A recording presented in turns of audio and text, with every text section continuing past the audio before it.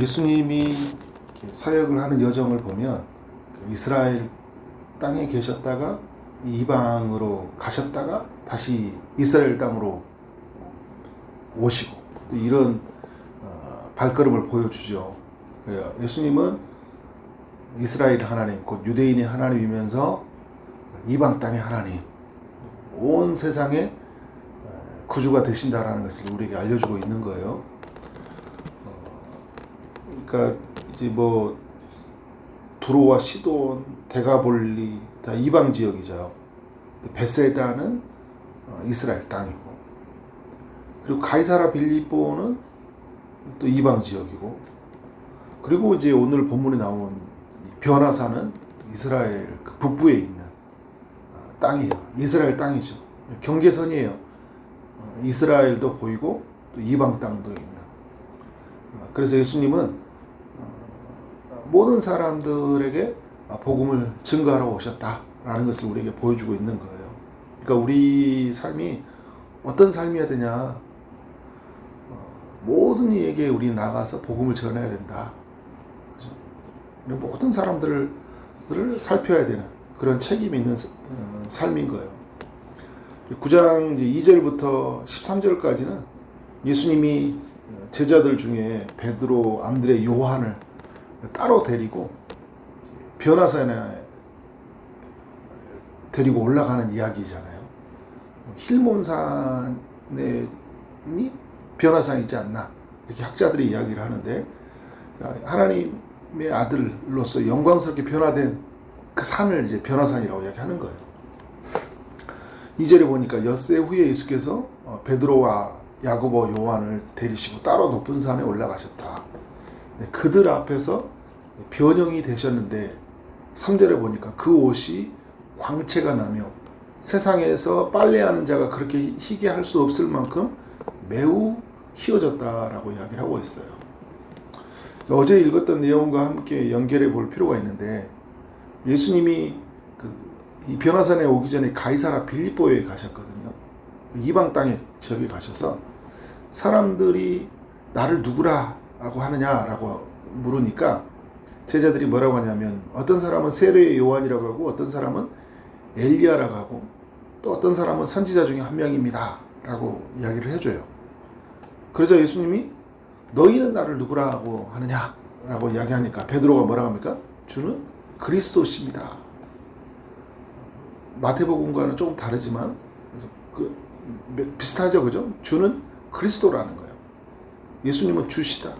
그리고 우리를 구원하시기 오신 메시아다라는 이제 고백이죠.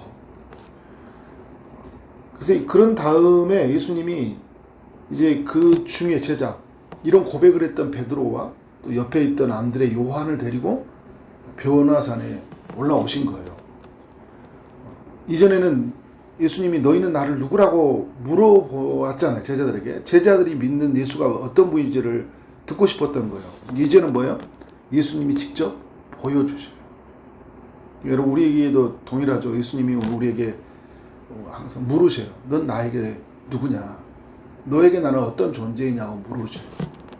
그때 우리가 이제 기도를 통해 또 삶 속에서 고백하잖아요.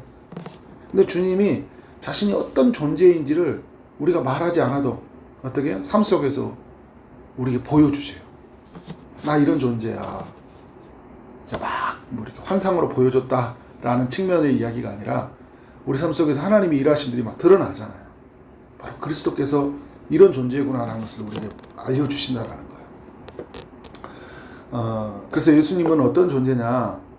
광채가 난다. 굉장히 영광스러움을 보여주셨잖아요. 그러니까 예수님은 어떤 분이냐? 영광스러운 광채를 내시는 하나님의 아들이시다라는 걸 이제 알려주고 있는 거예요. 그걸 또 알려주는 위해서 뭘 보여주냐면 4절에 보니까 이에 엘리야가 모세와 함께 그들에게 나타나 예수와 더불어 말하거늘, 이 모습이 이제 제자들에게 비춰진 거예요.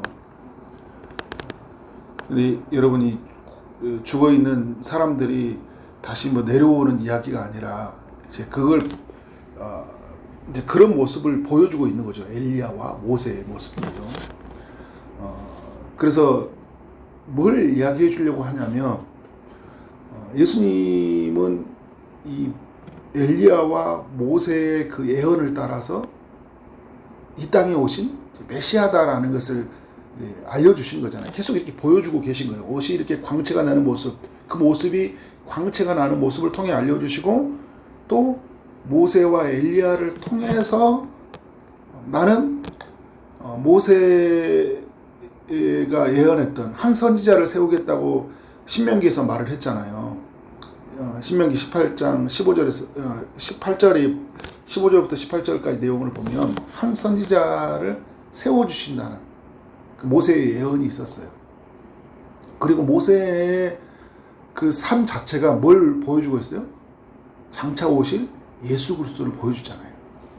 애굽 땅에서 이스라엘을 구원한 것처럼 예수는 죄에 빠진 자신의 백성들을 구원하시는 역할로 오셨고, 모세는 시내산에서 하나님과 언약을 맺고 말씀을 받을 때 그 영광스러운 광채를 비추셨잖아요.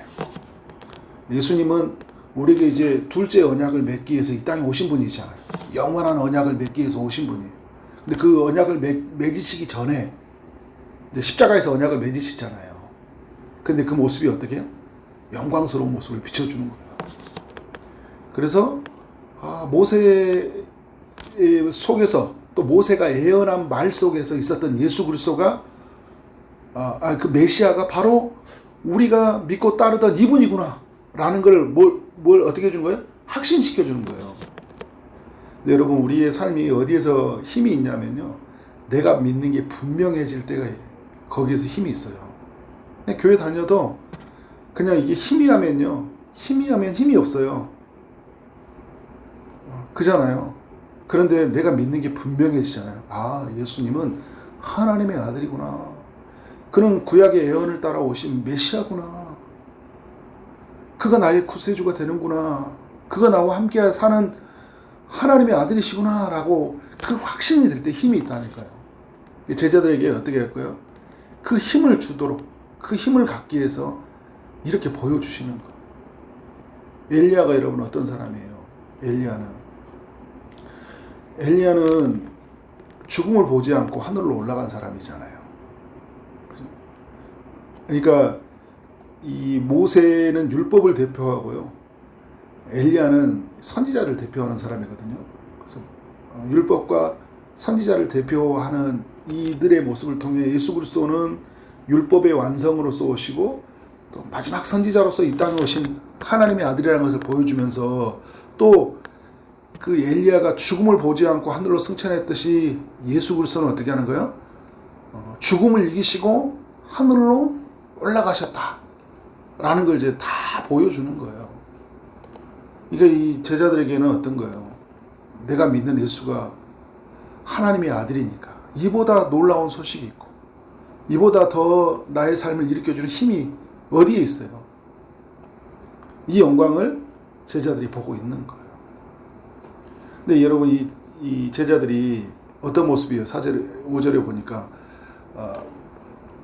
이 모습을 보고 나서 라비어, 그죠? 선생님 이야기하고 있어요.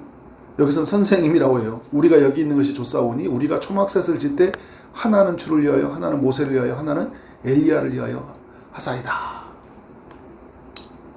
예, 지금 이 베드로가 마가복음 8장만 해도 주는 그리스도십니다 라는 고백이 있는데, 오늘 보면 전혀 다른, 그죠? 전혀 뜬금없는 이런 소리를 하고 있어요. 그러니까 예수님이 누구인지 알았냐? 마태복음 오면 이건 하나님이 하셨다 이야기하는 거예요. 그러니까 베드로의 이성으로는 생각할 수 없는 이 고백을 하나님이 친히 그의 생각을 주관하심으로 주는 그리스도시고 살아계신 하나님의 아들이라는 고백을 했잖아요. 그런데 오늘 이렇게 딱 보면 예수님이 또 보여주니까 다른 이야기예요.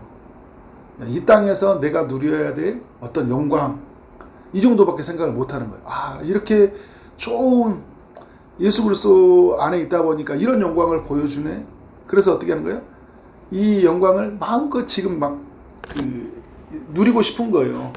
우리도 이런 생각이 같잖아요. 그런데 여러분, 주님이 알려준 것은 단순히 이 땅에서, 그죠? 이 정도의 영광을 보여주려고 하는 게 아니잖아요. 아직 다 알지 못하는 그 연약함들을 우리가 볼 수 있어요. 그러니까 우리도 잘 가다가 결국은 뭘로 가냐면 그냥 현세에 있어서 어떤 내가 누리는 영광, 이 정도로 우리가 살아갈 때가 얼마나 많이 있는지 몰라요.